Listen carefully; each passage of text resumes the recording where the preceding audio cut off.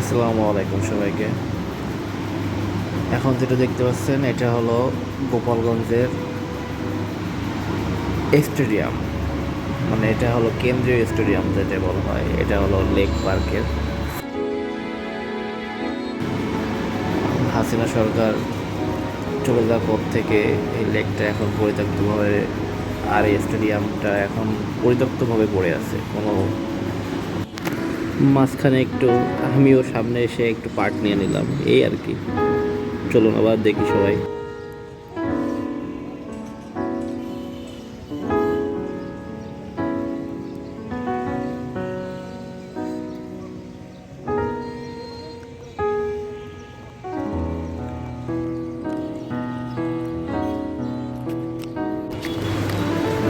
লেকের পাশে একজন কবি বসেছিল, ভাবছে কি কবিতা লেখা যায় ওই লেকটাকে ঘিরে। যাই হোক, পরের পর্ব দেখি। এখন শূন্য অবস্থায়, কোনো খেয়াল নেই, যে যার মতো চলাফেরা করছে। হাঁটতে হাঁটতে দেখি সামনে শেখ রাসেল পার্ক। তাই একটু ক্যামেরাটা ধরলাম। শেখ রাসেল, এটা শিশু পার্ক। রাসেলটা উঠে গেছে, আসলে রাসেলটাও চলে গেছে, হয়তো বা কেউ খুলে নিয়ে চলে গেছে, কি আর করা।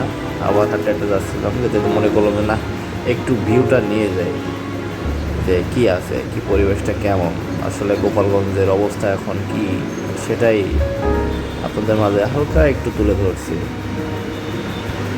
আপনারা যাতে একটু দেখতে পারেন। রাস্তা পার হচ্ছিলাম, হয়ে ওই সাইডে দিয়ে দেখলাম যে রাস্তা, শুনছি যে গোপালগঞ্জের রাস্তা অনেক উন্নত।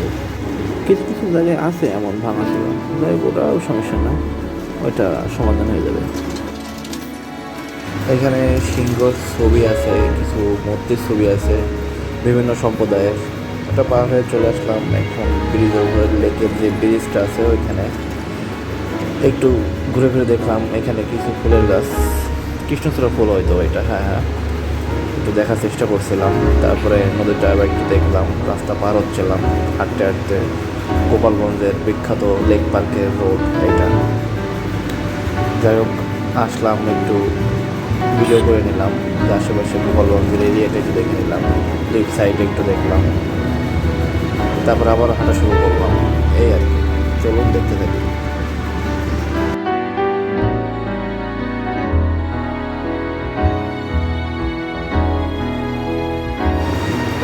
যাই হোক, যদি কোনো ভুল ভ্রান্তি হয় ক্ষমা দৃষ্টিতে দেখবেন, এই আর কি।